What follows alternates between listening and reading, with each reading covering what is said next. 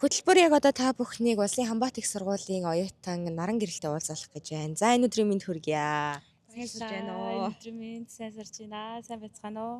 За наран гэрлийн маань хувьд Хамбат их сургуулийн бакалаврын оюутан байгаа тий. За энэ сургуульд бакалаврын одоо эсэлтийг сургалтыг яаж авах болсон талаараа хоёулаа хэлье тий. За би болохоор хэлний бэлтгэлээ Бусан хотод сураад бакалавртаа Хамбат их сургуульд элсэн суралцсан. Сая 9 сард их сургуульдаа компьютерийн инженер гэдэг мэргэжлээр элсэн суралцсан байгаа. Яагаад бүр тэр хол Бусанаас ийшээ Тэжон руу ирсэн бэ гэвэл миний сурмаар байсан мэргэжил маань манай сургууль маш сайн өндөр үнэлгээтэй байсан болохоор компьютерийн инженерийнхаа чиглэлээр Хамбат их сургуульдаа элсэн суралцахаар болсон байгаа. За бакалаврын оюутан суралцахад одоо орчин нөхцөлч гэдэг юм уу, сургалтын чанарч гэдэг юм уу тий. Бусад зүйлсүүд одоо ямар байна? Бусад сургуулиудаас бас ялгаатай зүйл гэж байна уу?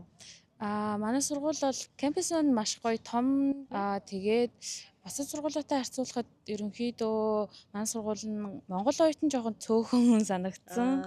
Тэгээд сургалтын чанар бол ерөнхийдөө дээгүүр үнэлгээтэй сайн сургууль гэж хүмүүс ярьдаг юм байлээ гэж хэлсэн. Тий. Энэ жил одоо сурч эхэлж байгаа шүү дээ тий. Тий, сая 9 сард сургуульд орсон ороод удааг байгаа. Тий. За тэгээд сайн сураа төгсөөрэй. Удахгүй бас дахин сайхан мэдээгээр хамтдаа уулзгаалаа гэж бодож байна. Тэгээд амжилттай сайн сураарай. За баярлалаа. За хөтөлбөр маань яг одоо Хамбат их сургуулийн хэлний бэлтгэлийн сургуулиас та бүхэндээ үргэлжлэн хүрж байна. За мэдээж Хамбат их сургуулийг танилцуулахын тулд яг одоо дунд нь сурж байгаа одоо оюутны сэтгэлийг хүргэе гэж бодсон. За ингээд Хамбат их сургуулийн магистрийн төвчний оюутан Хонгор Зул бидэнтэй ярилцахаар хүрэлцэн ирсэн байна. За өдрийн минь сайн байна уу? Өдрийн минь дөргий. За одоо яг ямар хөтөлбөрөөр сурж байгаа вэ? Ер нь одоо яг яагаад Хамбат их сургуулийг сонгов гэд яг сургуулийнхаа талаарх сэтгэлээсээ бидэнтэй хуваалцаач. За би болохоор одоо Хамбат их сургуулийн магистрийн хөтөлбөрийн бизнесийн удирдлагын маркетингийн чиглэлээр судалгааны ажил бичээд ингээд магистрийн хөтөлбөр суралцж байгаа оюутан байна. Тэгээд хизээ яг анх Хамбат их сургуультай хурж ирээл Солонгос хэлээ хизээнээс хэлж сурав гэдтэй. Би болохоор 2021 онд 2020 онд Монгол Улсын их сургуулийн бизнесийн сургуулийн маркетингийн ангиар төгсөөд тэнгүүдээ төгснөний дараа 1 жил ажиллаж агаад яг гадаадд сурмаар санагдаад судалж агаад яг нөгөө Хамбат руу жуулчлалын байгууллагаар дамжуулаад Хамбат сургуульд ирсэн. За яг Хамбат их сургуулийг яг сонгох болсон хамгийн том шалтгаан нь яг юу байсан бэ? Нэгдүгээрт болохоор яг тэр нөгөө тухайн жуулчлалын байгууллагын маань байгууллагаар дамжуулсан манай Хамбатны дүү охин маань энд төрүүлж ирээд энэ гоё юм байна. Та хүрээд ир гэтгсэн байхгүй. Тэгэхээр тэгвэл би ч гэсэн очиод бас энд дажгүй юм байна гэж одоо тэгэхээр ирсэн. Ер нь л дүү тэр сургалтын сургалтын дамжуулагч байгууллага болон дүүгийн нөлөөлөл маш их байсан. Гэхдээ хамгийн том нөлөөлөл нь мэдээж миний гадаадад сурах, тэр тусмаа Солонгос сурах тэр сонголт зорилго тавиад тэгээд ирсэн. Яг энэ сургуулийг сонгох болсон гол нөлөөлөл нь болохоор тэр дүү охин болон сургалтын байгууллага хоёр. За сургуулийн маань яг хөтөлбөр ер нь хэр санагддаг вэ? Одоо жишээлбэл Солонгос хэлээ ирж байгаад хэлний бэлтгэлээр сурсан юм шүү дээ, тий. Тэгэхээр яг хэлний бэлтгэлээс ахуулаад ингээ магистр хүртэл энэ сургуулийг сонгоод суралцахад одоо яг багш нарын одоо хичээлээ зааж байгаа арга барил ч юм уу, тий. Тийм зүйл нь хэр санагддаг вэ? Айгуу тийм аюулгүй хот гэдгээрээ жоохон алдартай. Тэгээд хүн амьдрахад айгуу тухтай. Яг ингээ манай сургуулийн орчинд харин ч гэсэн ер нь анх ингээд ирэнгүүтээ дотор байрандаа 1 жил байгаад тэрний дараагаар дүүтэйг хамт яг сургуулийнхаа хажуу талд унрам түрээслээд байжсэн. Тэгээд ингээд сургууль руугаа ирж очих, сургуульд сурах тэр бүх процесс ямар ч аюулгүй байсан. Багш нар нь болохоор маш харилцааны дээд зэргийн соёлтой гэж хэлж болно. Хичээлээ бүр үнэхээр чин сэтгэлээсээ бүр ингээд толтлон заадаг яг Солонгос хэлний багш нар тийм байсан.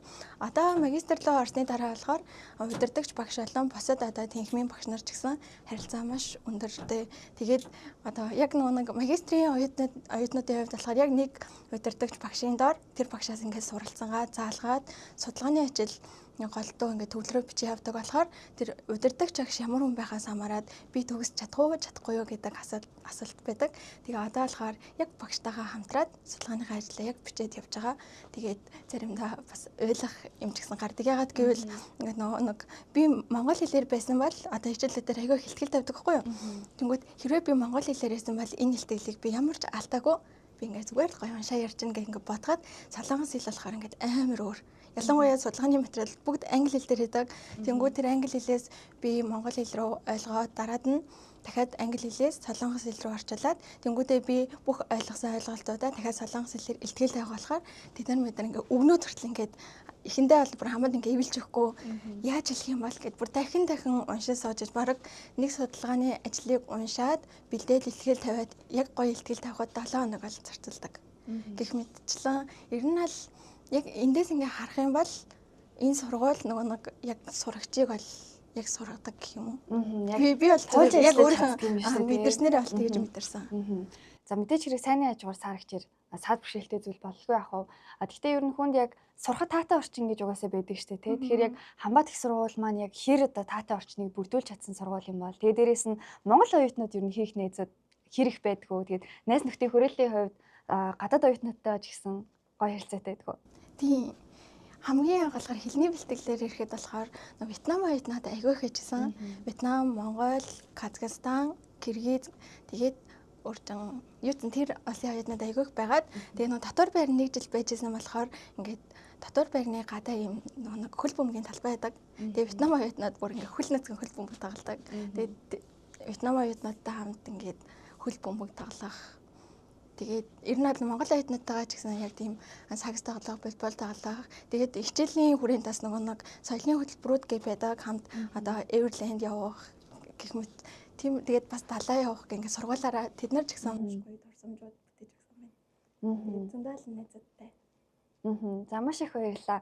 За Хамбат их сургууль маань 1927 онд үүсгэн байгуулагдажсэн. За туу удахгүй бол 100 жилийн тохиох гэж байгаа. За яг улсын сургууль гэдгээр онцлогтой юм байна. Тэгээд дээрэс нь яг дотор нь байгаа одоо сурагчаас нь одоо ингээ асуухад бас сурахад маш таатай орчныг бүрдүүлсэн ая тухтай сургууль юм байна. За тэгээд бидний ярилцсанд маш их баярлалаа. Цаашдынх нь жил үс болон хичээл сургалтанд амжилтыг хүсье. За та бүхэндээ Хамбат их сургуулийн магистрийн төвчний оюутан Хонгор Золтой ярилцлагыг хүргэлээ.